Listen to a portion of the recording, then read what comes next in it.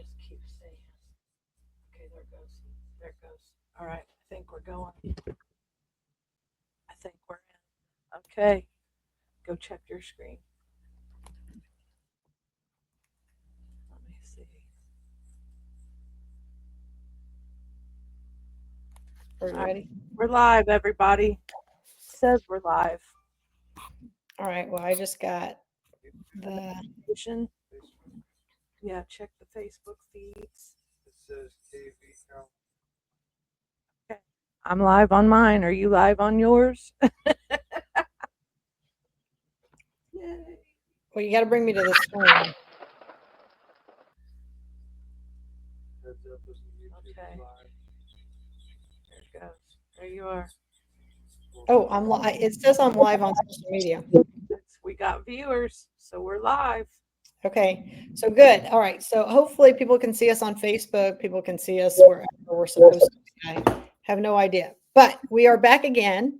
And this one, we're going to start talking a little bit more about these political signs and other things that are going on. So let me make sure that I can see us. Yes, we are there. So now for everybody who's joining in, Nicole, can they see us on YouTube? It says that we are live on your YouTube, my Heads Up YouTube, all our Facebooks. So anybody tuning in should be able to see us. All right, so they should be able to go to the Catherine Callahan page. Oh yeah, look, I'm on there. So good. All right. Well, I'm just going to thank everybody who's kind of weathering through this storm as we learn how to do all of this. I want to just say thank you to everybody who's willing to play along and let us do this. So here's what I want to tell everybody. The political signs this morning that have been going up have been quite the fiasco and quite the to-do. So we are getting there. We are trying to figure out the best plan of action for all this. Um, let's see here. All right. So here's what I want to tell everybody on the political signs. To start, I saw that there was a lot of back and forth on the social media talking about how long we can put up political signs. And I did get questions on that this morning. People were calling me and asking me, you can put political signs up 60 days before the election. So everybody's clear, nobody is in violation. 60 days before the election, and you need to have them down roughly within 7 days after the election. Now, I know that the Culps last year left theirs up for a long period of time and nobody did anything about it. Again, I'm one person. I do file the complaints. I do state the complaints, but until we have more people that get on board and make the complaints, it makes it really hard for any of us to get anywhere. So I'm going to ask that. I'm going to ask people, whenever you make a call to an official or anybody, I encourage you to have two devices if you don't know how to record on your phone. And I mean, you can tell those people you're recording them, but record the conversations that you are having with people, because what seems to be an ongoing situation is that Kelly Hewer talks to people like we're her children, like we don't have any brains and that she's the only one that knows right from wrong. And quite honestly, just getting Kelly Hewer to call you back is quite an event. I don't understand if she doesn't have the time to do this and she can't get back to people. What else am I going to say? Maybe you should resign. You all know how I feel about that. So here's what I want people to understand. There is a political signs and disclaimer requirement for political literature, advertisement, and mailings that include an absentee application. It is posted on the state site, so we will get that up so that people have the rules and regulations. What I want people to understand in this disclaimer.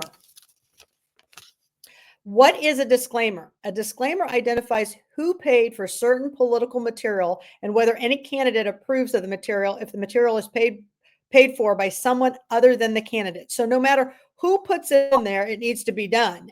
If say that, we have the Susan B. Anthony Club, right? If we have that and they pay for my signs, I have to put that that's who paid for them. So whatever committee paid for them.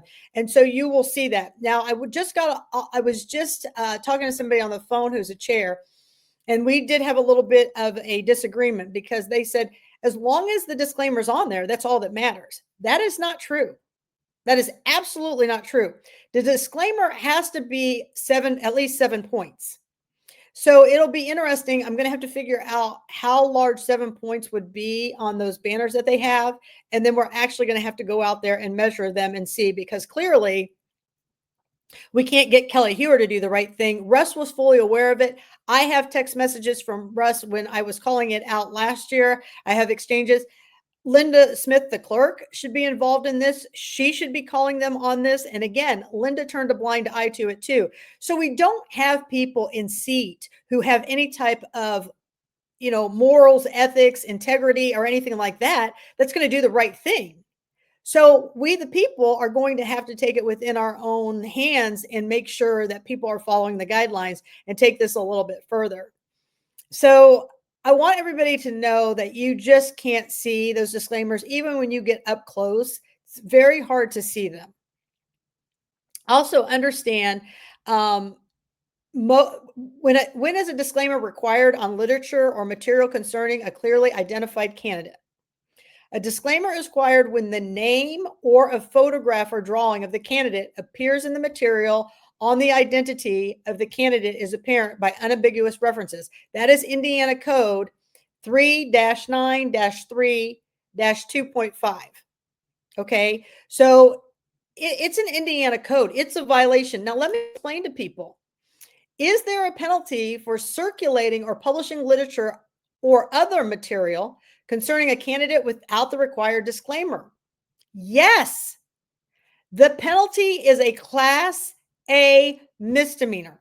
It's up to a $5,000 fine or 1 year in jail, or both. That again is Indiana Code 3-14-1-3. A civil penalty of up to $1,000 may also be imposed for a disclaimer which is not presented in a clear and conspicuous manner. That is Indiana Code 3-9-4-16, 17. They have had a year and a half to get out a labeling system and put a label on the bottom of that, making those more, those clear and more evident to the people of how large that is. So this is what becomes a problem. And you see that the Culps are wanting their entire family to be involved in politics. So what they want to do is just take the sign and recycle those signs for each one of their family members, never paying anything more to run for these seats while the taxpayers are paying them. I mean, that's a big problem. And, people can say that I'm running a nasty campaign or a dirty campaign, but here's the truth to the matter, right? The truth to the matter is that Todd Culp has tried to have his own company and he failed, and it cost him a $500,000 personal bankruptcy. That was just in 2024. The reason why most politicians stay in politics is because they can't do a real job. I mean, when you look at people, they just can't. And an elected official, they can't get fired unless they go and molest a child. And even with that, we've seen in Madison County, nobody really moves on that. I mean, we've got Steve Sumner over there. And what have they done for Steve Sumner? Nothing. We've now delayed the case. He was able to run around the world and do whatever to whoever for 2 or 3 years. His accomplice is allowed to be out free, running around wherever she wants to run around. So it's just craziness how some of this stuff actually develops and what happens. So I want people to understand that most political messages on the radio, television, or cable broadcasts include a disclaimer. In general, these medias are regulated by federal law, not Indiana law. For information about those disclaimers, then you would go to the www.fcc.gov. So they have their own disclaimers when you start to get on the radio and the television. The other thing is that the thing here, must political messages in literature or other material concerning candidates for federal offices include disclaimers. Disclaimers on this type of literature or material are governed by federal law. So that you'd have to contact the federal election. So, somebody like Congresswoman Sparks, that's you would have to do a federal thing. So you have to make sure which one you're doing. And I get it. I get that the county is frustrated. I get the fact that we do not have a reputable county election board. I get that. But at some point, even if we don't have a reputable county election board or a reputable clerk, we must keep moving forward because you can't ignore the masses. That's how this is all going to get done. Okay. You cannot ignore the masses. So I encourage, even if one person has put the information in, several people put the information in and complaints. It says must political messages concerning candidates for state, local, or school board offices include a disclaimer on literature or material concerning the candidate. See, this is where it begins to get a little messy, right? We have rules for these campaigns, we have rules for these campaigns, and that's where a lot of the confusion comes from, but not on the candidate. The candidate should have read the rules and they should have known that. So all persons must print a disclaimer on literature and other material if the material clearly identifies a candidate for these offices and expressly advocates the election or defeat of a clearly identified candidate. This requirement applies to all individuals and political organizations, whether or not the individual or organizations is required to file campaign finance reports. So if you're filing finance reports, you have to put it in there. And then again, this is where it gets gray because, like, if you're a precinct committeeman or you're a state delegate, then no, you do not have to have the disclaimer, right? Because they don't do CFA ones. So that's the financial reports. The other thing is must political messages concerning candidates for selection to fill a vacant office or a ballot position at a party caucus include a disclaimer? Yes, it must. The disclaimer law applies to all caucuses. However, the material must clearly identify a candidate and expressly advocate the selection of a clearly identified candidate to fill an office or ballot vacancy or the defeat of such candidate. This jargon is enough to want you to literally stab yourself with a pencil, right? The jargon is just unbelievable. So yes, you have to have it. If you're a candidate, you have to have it. Unless you don't have to have a CFA 1 form, then you don't have to have it. What about literature or material supporting or opposing a referendum? Now that's a key one. A referendum, no. A disclaimer is not required on literature or material concerning a public question. So that's Indiana Code 3-9-3-2.5A2. So what about precinct committeemen? And I just talked about that. They don't have to have a disclaimer. Where must the disclaimer appear? Now, the disclaimer must appear on the front face of a billboard. Now, we have a picture of one of their billboards. If a mailing or other communication contains more than one page, the disclaimer can appear on either the front page or inside page. The disclaimer is not required to be placed on each page of a document. Now, I want you to know that before these billboards went up, I was already complaining about the signs, right? And so I was complaining about the signs. So when they put the billboards up, it did say you can see them from afar. So they know what the rules are when it comes to right here. You can see the disclaimer. And that's what I'm talking about when we allow this behavior. This is where the problem becomes. The culps know the rules. But the question is, how many of us are going to allow them to continue to break the rules? That's what becomes the question. So then it goes on. Are the size and color contrast requirements? Yes. Okay. A disclaimer must be at least 7-point font, and the color of the disclaimer must contrast with the background color. The disclaimer cannot be difficult to read or easily overlooked. Go back to those round ones, Nicole. Okay. So the disclaimer cannot be difficult to read or easily overlooked and must be presented in a clear and conspicuous way. Now, everybody knows in 2024 what I ran for. Now, these were placed around my signs in 2024. Again, look at this. It says Jennifer Culp. And again, there were no repercussions for the Culp family to use these signs. When you looked at them, their disclaimer is even more clear, even with the white tape across of them when she was running for state rep. This is a really big deal, people. It's what we allow the people to get away with. And of course, if you look in the background, they've got more over there. This is not okay. None of this is okay. And we have, we've got Nick Freeman, we've got Kara Wilkerson, we've got Rick Gardner, and we got Kelly Hewer, none of which are going to do the right thing, right? They are all going to toe the party line. Well, of That is course, just how it's going to be. what was it? Nick Freeman is on the Young Republicans. He's on the Young Republicans as well. Sure, So if we want to get somewhere, then more of us are going to have to get involved as far as filing complaints because we don't have any strength in that leadership except for they will ignore, not return phone calls, and they will allow the people to do as the people want to do unless you're on the outside of the group. Like George Carlin said, it's a club and we're not in it. Well, we're going to take the club apart because this is continuing to be a problem. It says, what does the disclaimer have to state?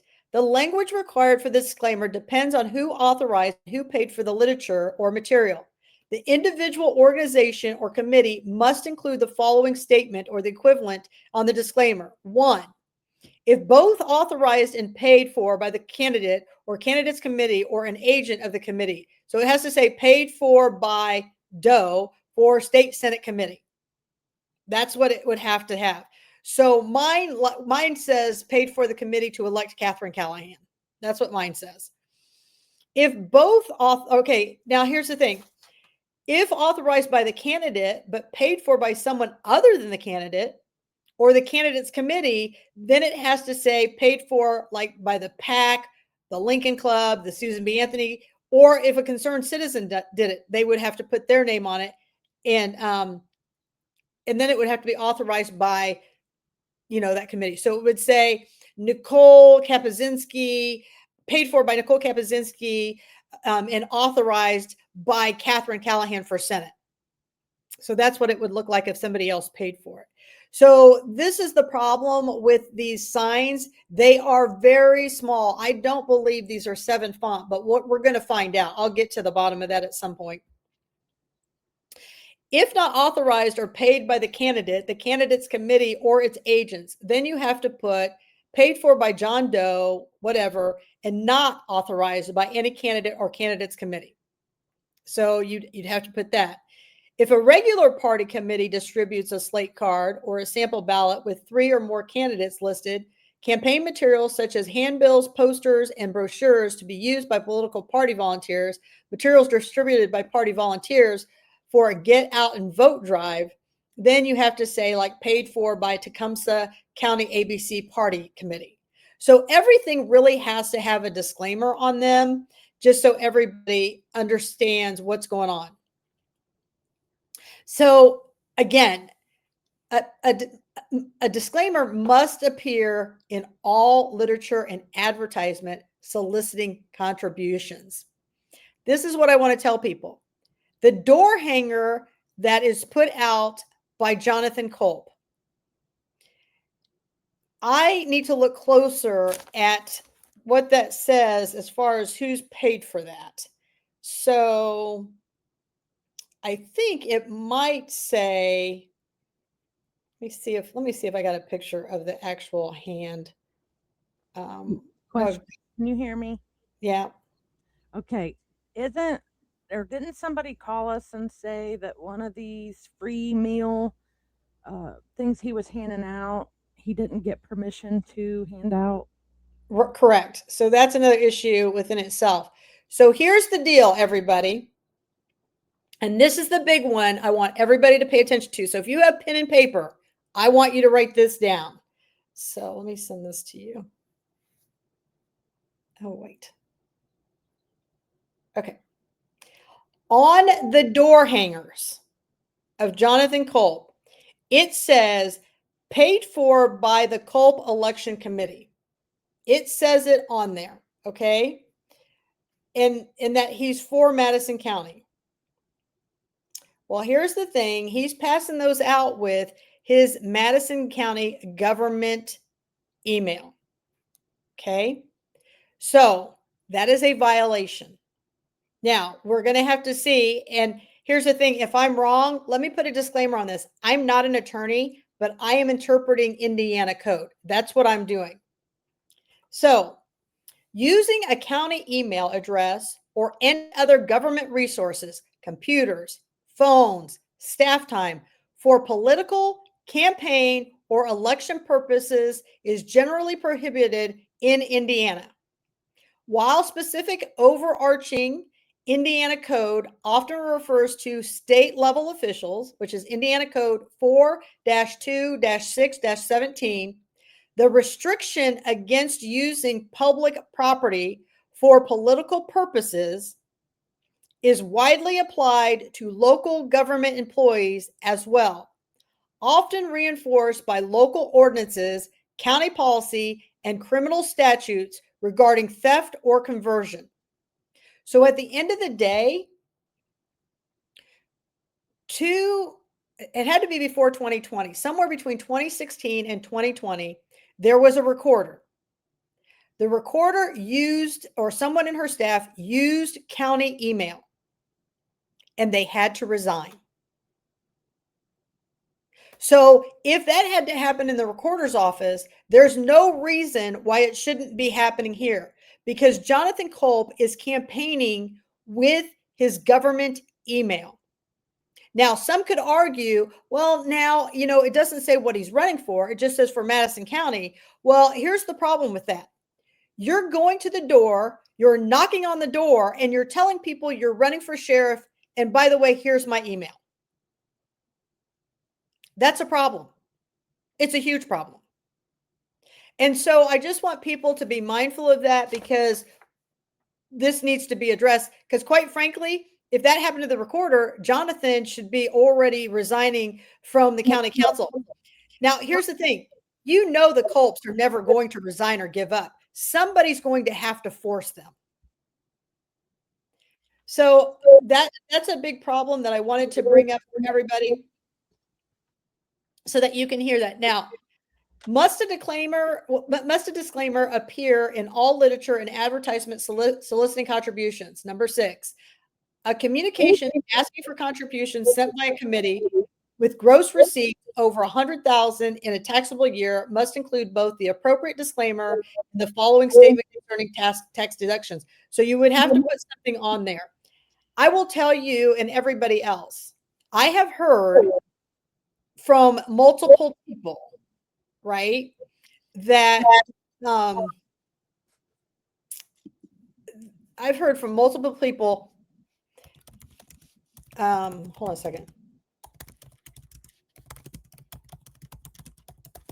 So I've heard from multiple people that today they have now received their 4th flyer from Jonathan Culp.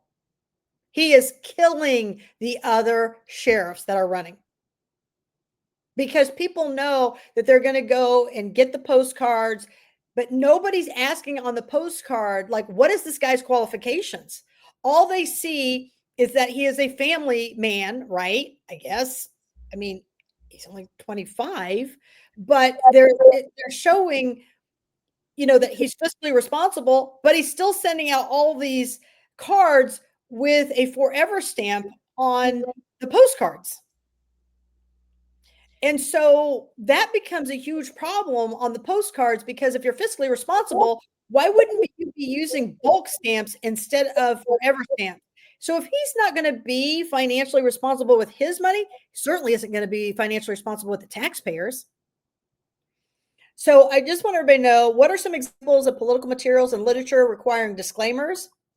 Direct mail pieces sent to more than 100 persons, newspaper advertisements, billboards, signs, posters, yard signs, whether homemade or commercially printed, portable billboards, brochures, leaflets, circulars, and letterheads.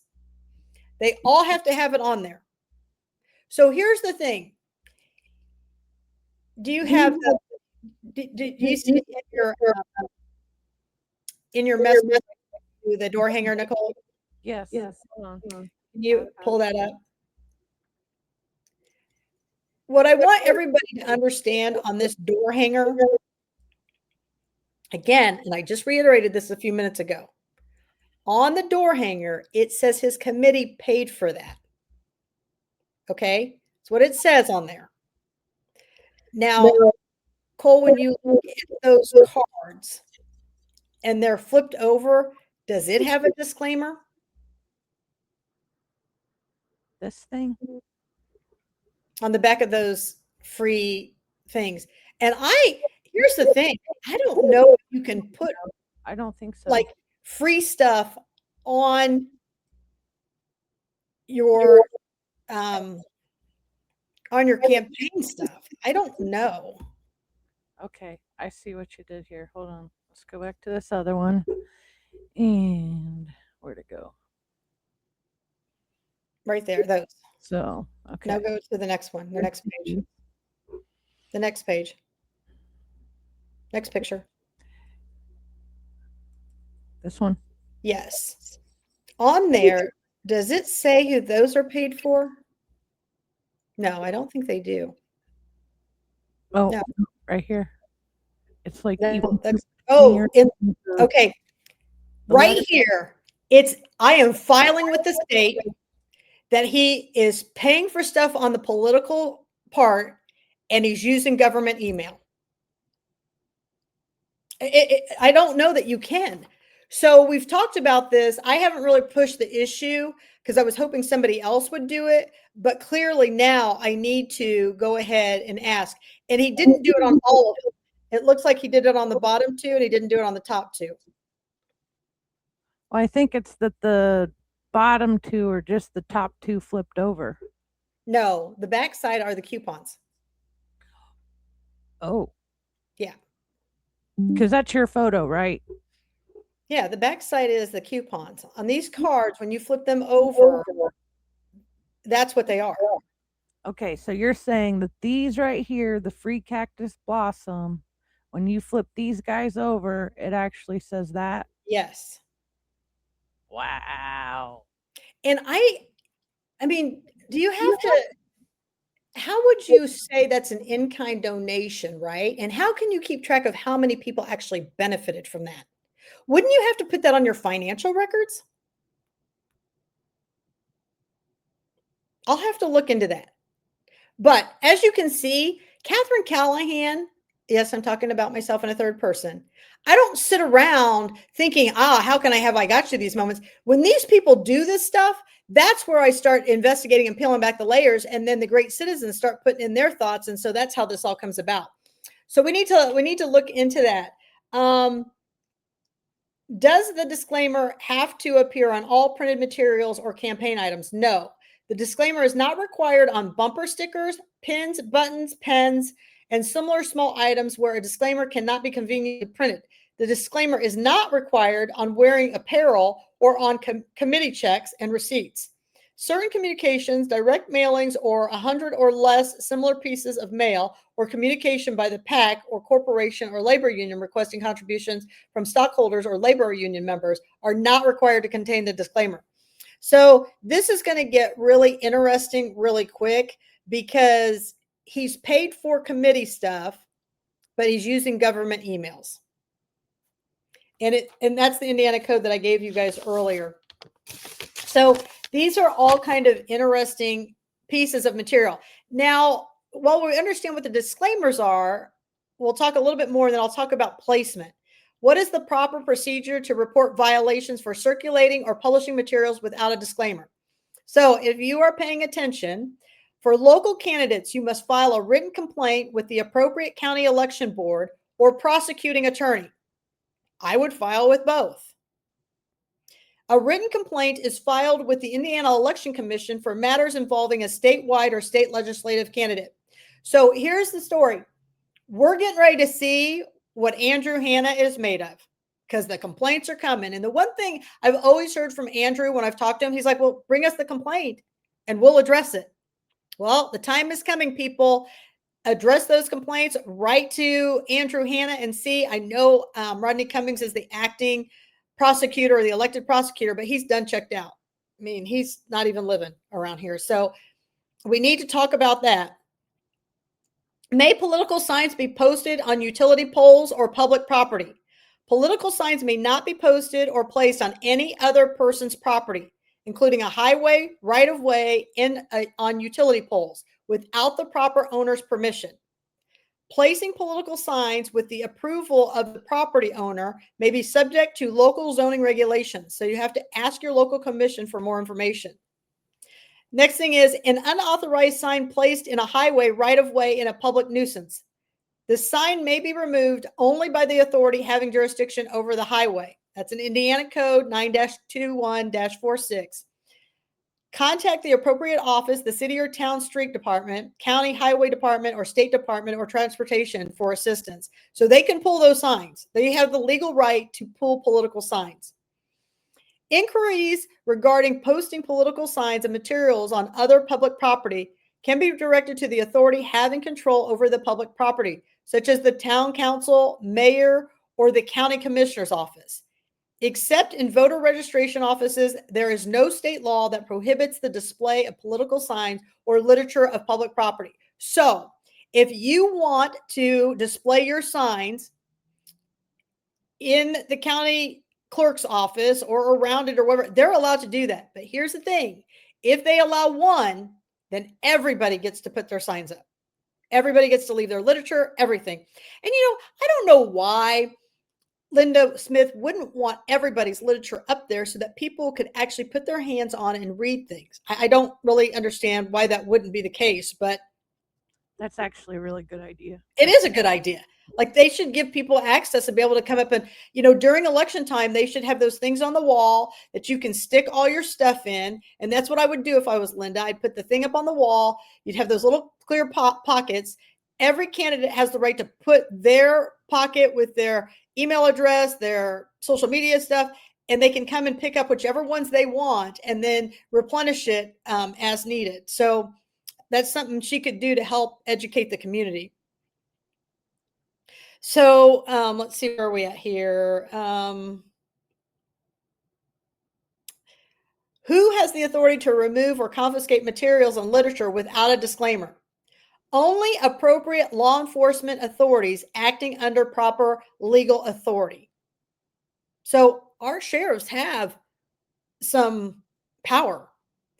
Is there a penalty for removing political signs without authority to do so? Removing signs without the authority to do so may be criminal conversion, which is Indiana Code 335-43-4-3. And there's actually a case on that, Buzzell versus the state. You'll have to consult your personal attorney if you need information. Now, here's the thing. This happened to us at the Pendleton Library in 2020 when our signs were thrown behind some dumpster and we couldn't find them. And they were very expensive. And until we had the state police show up, Russ had no idea where they were.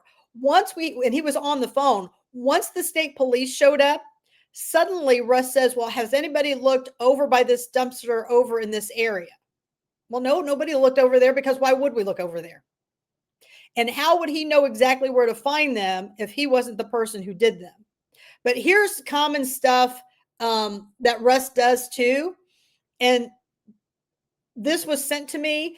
By the time I made it out to the UAW building, I was out in Alexandria. He had all the signs up. Like, people, it takes more than just me. Anyone can go live. Anyone can do any of this stuff, right?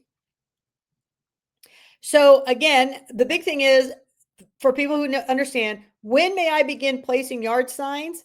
State law does not specify when yard signs may be placed. Instead, this decision is up to counties, cities, and towns.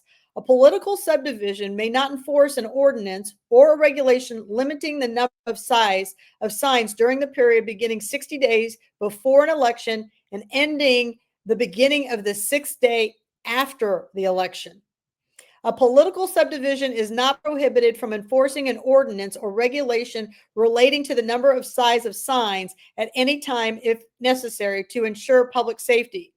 For purpose of the law, a sign has a surface area not greater than 32 square feet, and that is an Indiana code 36-1-3-11. There are similar restrictions for homeowners associations. So what I want people to understand is there are rules, but it's going to be up to us to enforce them. And then the final thing, disclaimers on mailings that include an absentee application, a mail communication of more than 100 substantially similar pieces of mail that includes an Indiana absentee ballot application is required to set forth in a clear and conspicuous manner the name and mailing address of the person who mailed the communication in at least 12-point type size. So that one has to be pretty good. It's clearly readable by the recipient of the mailing with a reasonable degree of color contrast between the background and the printed statement.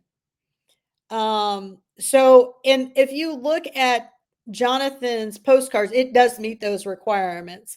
And again, that's Indiana Code 3-6-4.9. So I just want everybody to know that there is the rules and regulations that have to be read and they have to be followed.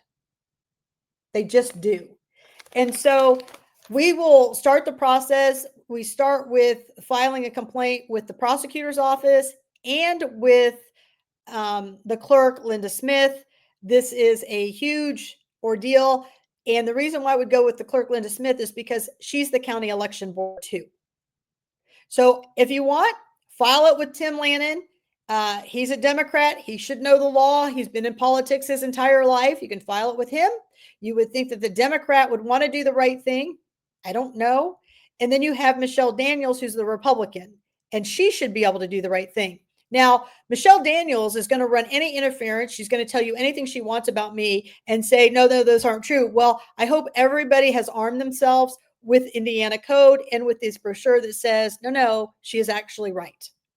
So we'll see what happens with that. And here's the thing.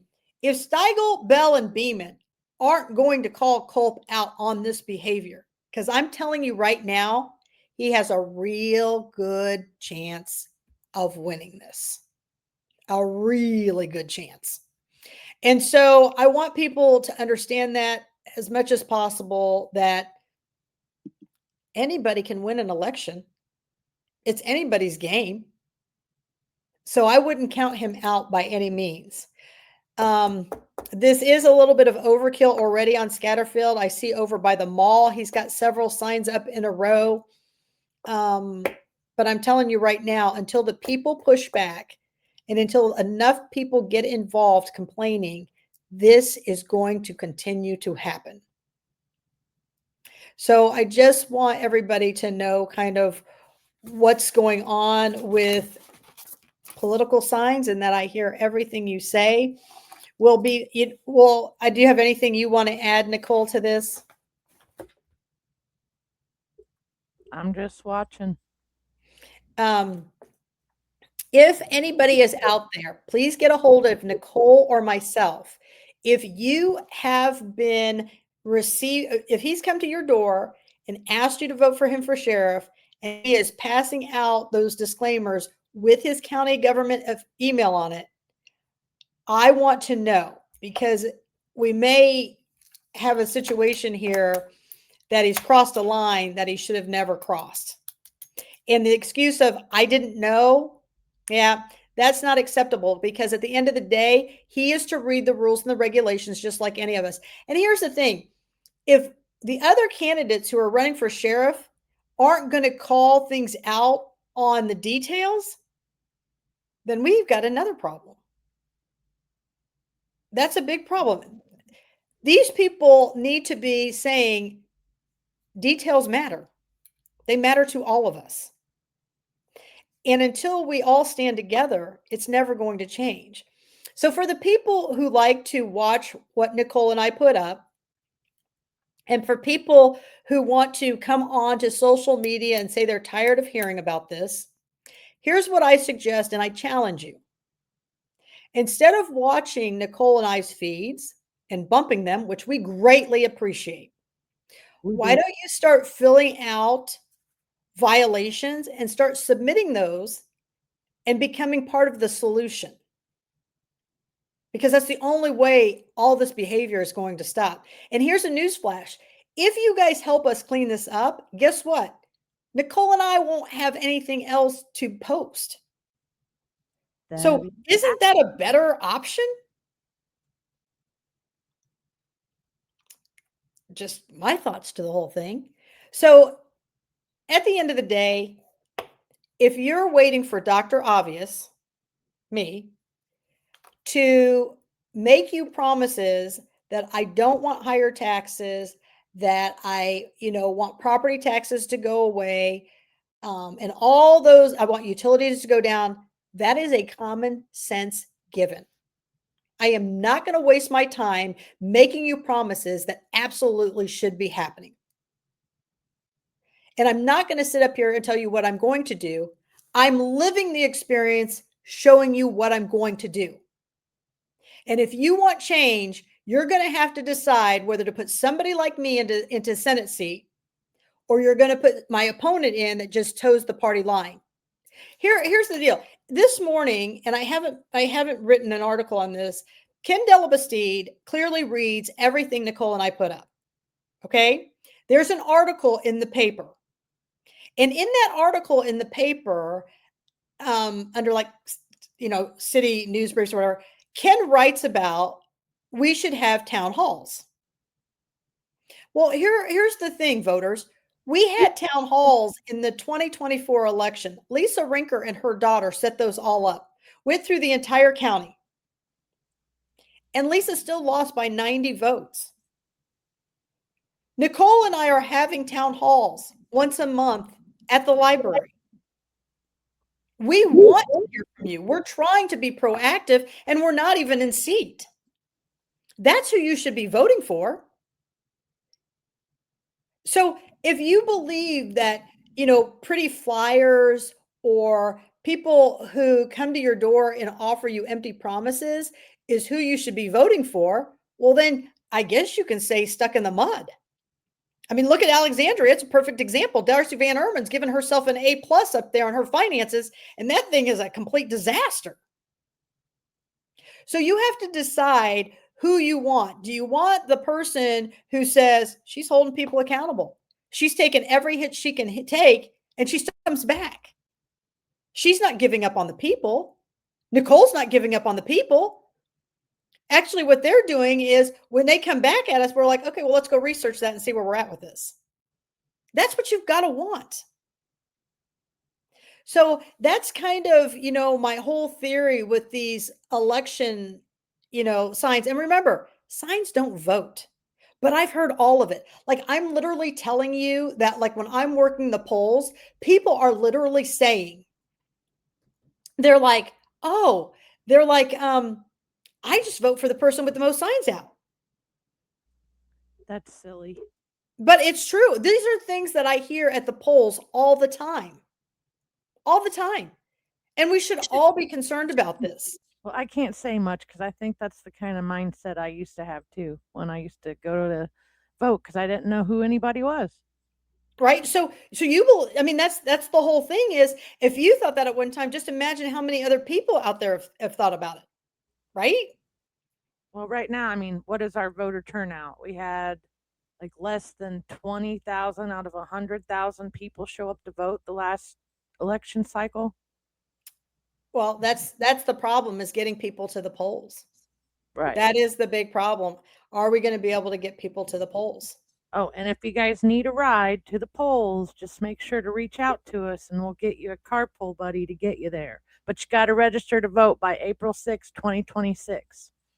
And Nicole's got the banner running down there, make sure that, if anybody is out there who would be willing to work the polls, on election day or on some of those Saturdays where they're going to have open election, please let me know if you would be willing to do that because we would love to have you. We'll be out working them, but sometimes there's more than one poll, so we can't be everywhere. So if people would be willing to go out there and stand even for a couple hours asking people for a vote, that would be wonderful as well. And it helps to have that last push while people will stop and ask you questions, or they'll say something to you. So I really encourage people to do that. What you have to remember is on the last election in 2024, I lost by about 500 votes. And the amount of people who told me, well, I just couldn't make it to the polls. I ended up pulling a Democrat ticket instead of a Republican ticket, and then they wouldn't switch me out. We could have probably won. So if you want change and you want somebody who's going to get up and actually go out there and cover the stories for you, that's pretty much going to be what I will do for you. So uh-huh. You got something, Nicole? No, my mic keeps muting, or I'm having some sort of back feed. That's why I keep cutting in and out and muting. So I'll Okay. work that kink out later. Okay. So that's kind of what I want everybody to understand. These political signs are a problem. Jennifer Culp knows what the rules are. Todd Culp knows what the rules are. Jonathan Culp, by now, knows what the rules are. This isn't the first time they're hearing it. They heard about it in 24 and they keep doing it. It's just like when Todd won the auditor's office, he had not paid his property taxes and he gets on social media and he's like, oh, well, it's just so criminal that I haven't paid my property taxes on time. You elected it, it's what you get. Because no matter what anybody wants to say about me, that kind of you don't matter if I pay nobody can touch me, nobody can do something to me. That is a dangerous politician, a very dangerous one. So I will ask all of you, when my opponent, or if he comes to you or approaches you, please ask him why he isn't out shaking the bushes and exposing all this. Please ask any opponent why they're not out shaking the bushes or exposing any of this. Because their unwillingness to get on board and start opening up these can of worms, are they really worthy of your vote? You know what I would love? I would love to have a mass number of people come to the polls and vote for Lisa Summers, myself, and Nicole. And I would love to show, look at how many of these people just showed up to vote for 3 people. And let's look at the other candidates where their numbers are real low, that people are telling you through their votes, we're tired of you people who don't want to stand up for us.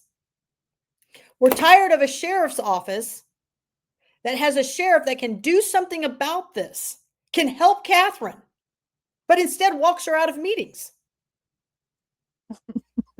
I mean, this makes no sense. I'm calling out $100,000 of taxpayer money, and instead you're walking me out. You say it's because you have an obligation for that.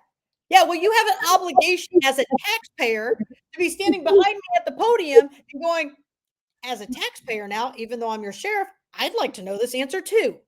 Yeah, but look how far he got now. So he went kind of switched up teams and started following Team Linda Smith, and now look who they're backing. And that's the whole thing. I mean, the bottom line to all of this is that people other than me have to also join in and start calling people out on their behavior. Look at Ken Kaczynski. He's a perfect example. He wasn't going to let that meeting adjourn. He wasn't going to allow the status quo. The only reason why he had a different person on that board is because the surveyor before him, they turned those seats over before the new elected official comes in. So he had to live through this other guy who sat on the board. And he even asked the guy, can you resign so I can put somebody else on there? And he's like, no, I'm not doing that. Isn't that Wolfgang? Yeah, I think that was his name. I'm not 100% sure, but that's what I mean. Thank you, Ken Kaczynski, for leading by example. That's exactly the performance that you want from an elected official. Ken's performance the other day was, from a elected Yeah, standpoint, was pretty MVP.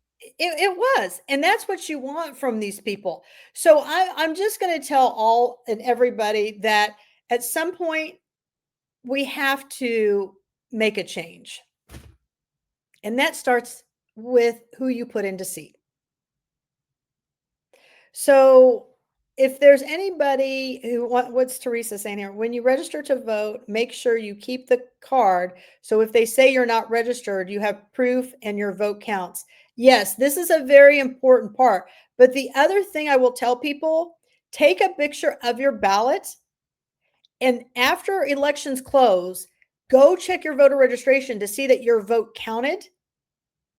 And if it didn't, please let us know that instead. I mean, we're going to have you talk with them and everything, but you need to show people how they're not making, whatever's going through the system match up to whatever's recording out on your voter registration. Because you never know when it's going to be your time that you want to register for something or run for something. And they say, well, you just don't have the 2-vote history. Or somebody steals your absentee ballot and the elected official in House District 36, Kyle Pierce, doesn't help you get it fixed. Or Diego Morales won't help you fix it. And that's horrible. They just left me hanging. Yeah. So those are the kind of things that we want you to pay attention to. I know this is a lot of information. We will come tomorrow with a different topic. And I think what Nicole and I are going to try to do, we're going to try at least 3 to 5 times a week, if we can, to bring you a different topic of the day so that you are more educated. Because remember, an educated society is very dangerous to a corrupt government system. And then holding them accountable makes us on fire. So if you have concerns or questions or a topic you'd like to hear, please feel free to get to Nicole or myself. We'd love to hear from you, and we'd love to research the topic and bring it back to have discussion. Again, Nicole is not an attorney. I am not an attorney. We suggest that you consult an attorney if you want, but we are not legal advice. That is our disclaimer. So we just want everybody to know that we just do the best we can. We interpret the law the best we can, but we are not attorneys. We have never claimed to be attorneys, and we are not going to. Well, I shouldn't say that. Life is still young. I guess I could go to law school. It's just 3 years. So, that's kind of the story we're at. So if there's anything else we can help you guys with, let us know. I hope more and more people, if you want to help, don't put a Culp sign in your yard. Reject it. But I am telling you, I don't know how many candidates I've talked to, Nicole, and they're like, Culp, nobody believes in Culp. Nobody thinks Culp can win. No, Culp comes on a name. Only a small section of voters are educated. Right. There's a lot of voters out there that are not part of our inner circle that have no idea. Right. Hey, did you want to talk about the poll worker information before? Oh, yes. So that's right. I knew there was one more thing. If you want to be a poll worker, now, Nicole and I are very confused by all this. Evidently, you can call Kelly, who might not ever get back to you, or you can contact Tim Dietrich. Go down to Tim Dietrich. Okay, hold on. I just wanted to show where I got that. So if you go up here to the top, oh, you can't see that on that screen. Well, this is the Madison County, Indiana Election Office website. Okay. Now, here's what I want to point out to everybody. Kelly Hewer is not using a government account for her email. And it appears neither is Timothy Dietrich. So the question becomes, why is Jonathan Culp? Ouch. So I just want everybody to understand that you can contact them. I would not leave her a message. I would make sure I have it in writing. If you were ignored, I would follow up. I would do those things so that I have something in written documentation. When you go, can you click on the poll worker here on the election site? On the election complaint thing before we get off. So hold on. Wait, repeat. What'd you say to click on? Can you go to the poll? It has a poll worker link. Is this what comes up when you hit it? Guest area.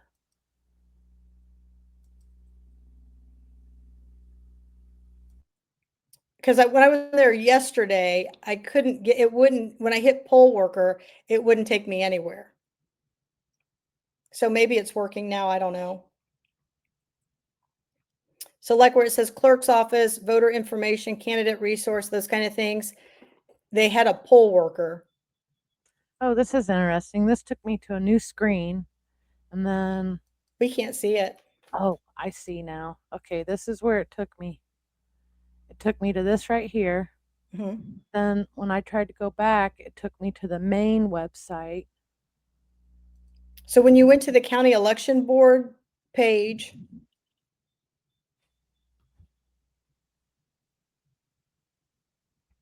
polling election results, poll workers right there. When you click that, what happens? It takes me back to this page. It did take you to the Kelly and Just the same page that I'm already on. But if I tried to find this, so let's go to the Madison County election or just the Madison County website just to see how hard it is to find this. Oh, they've changed it since the last time I was on here. So they do give it as a scroller. But even at that, okay, they've moved some stuff over here. Okay, they have updated it since last time I complained. yeah, this is different from like 2 days ago. Did you say it's different from 2 days ago? And then when you click on right there where it says poll workers, what happens? To the left? Yeah. Okay, so that's new. It wasn't 2 days ago, it wasn't working like that. So there you go.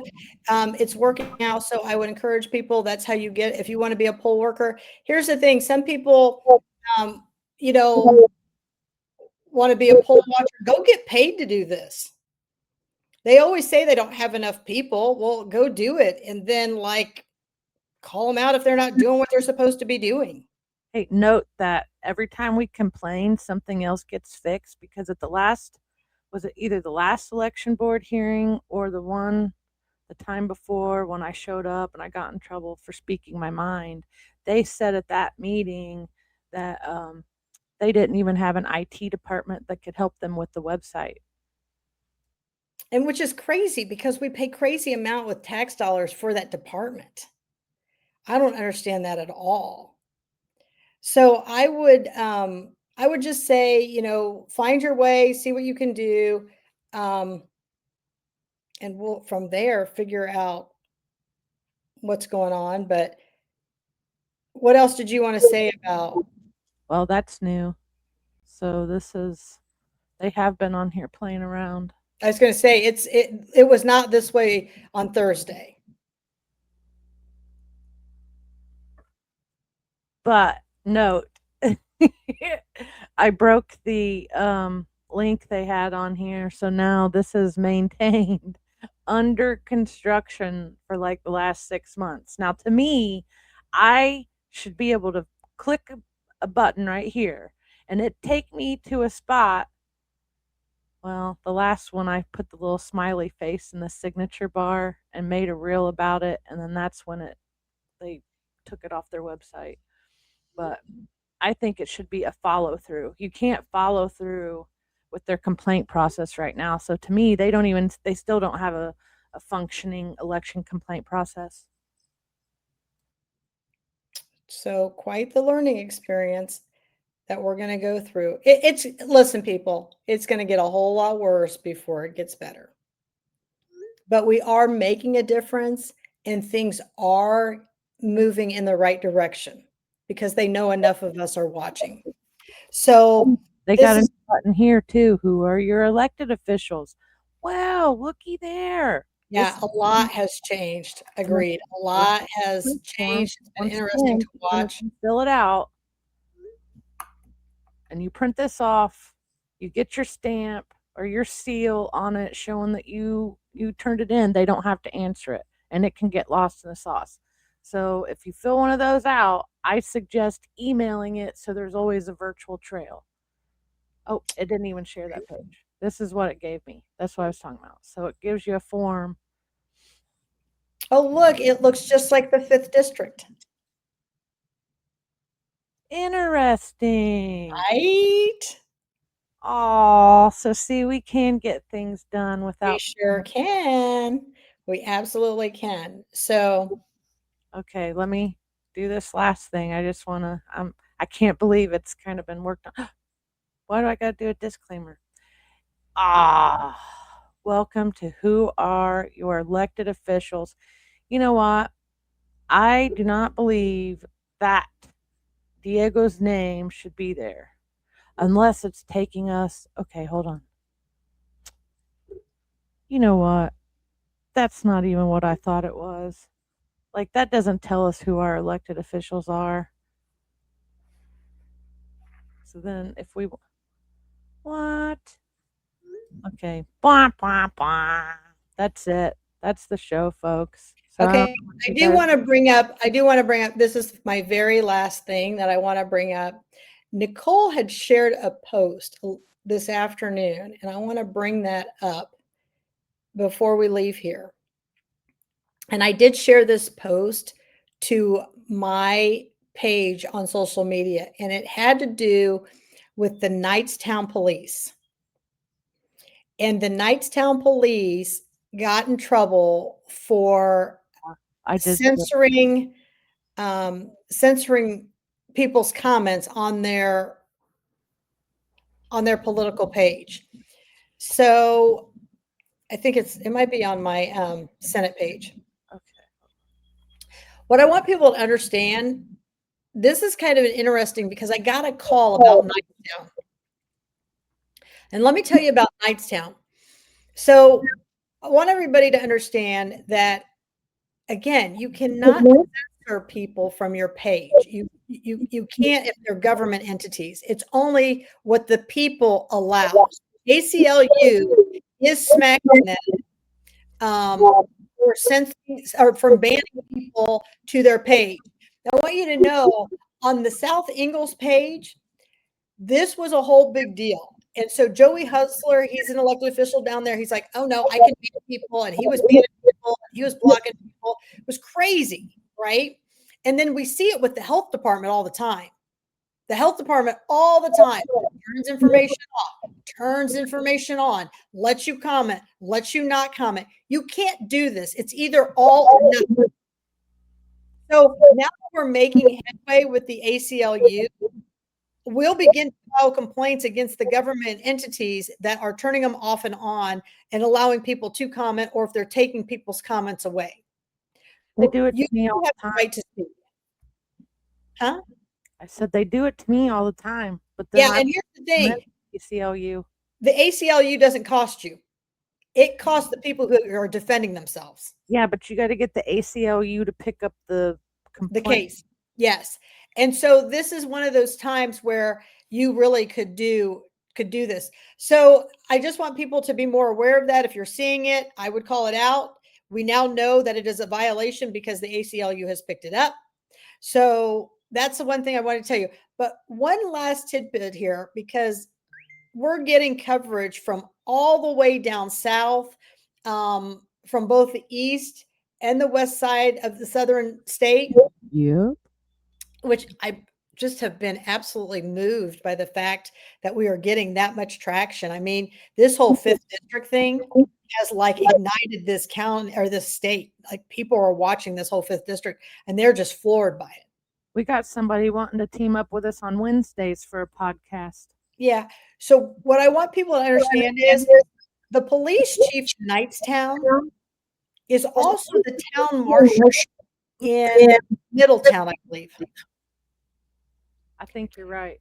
And so I don't understand how he can carry a full-time job in Knightstown and a full-time job in Middletown. Now, you might be able to do that. I don't know. I don't know what the time commitment is. But I just found that very interesting. Look at his salary. It's like $140,000 when you combine the two. I guess he used to be a sheriff deputy in in Henry County and used to be a detective. So it's just kind of interesting. I don't know if anybody has friends over there that wanted to look in that or question that, but that's really interesting. And now you got this. And here's the story. Maybe if he only had one dedicated police area, he might not have this situation he's dealing with ACLU and he can concentrate on what's going on. I don't know, because I don't know if it was him who turned it off or it was one of his staff that turned it off or banned people. The article's from 2021, so it's been a while since that was. Okay. There might be an update to this. Well, and so I think he took over in like 2024. I didn't realize it was that old. It's So still relevant though. yeah. So I just wanted to share that with everybody. I hope everybody has a great Saturday night. We definitely have more stuff that's coming out. I'm going to make a big post again tonight, which I'm telling you right now, if you're a taxpayer, it should bother you. And I am going to start doing from my Facebook lives instead of Madison County. I'm going to say welcome voters because I cover more than just Madison County now. And it looks like other counties are picking us up and they're sharing our information. And so we don't want to immediately turn anybody away or off thinking that we only care about Madison County. So I just wanted to share that with you. I hope everybody does great. And thank you for listening. Have a good one. Yep. Thank you guys for showing up, supporting us, sharing us. Don't forget to hit like and subscribe. Thank you very much, ladies and gents, and you have a wonderful day.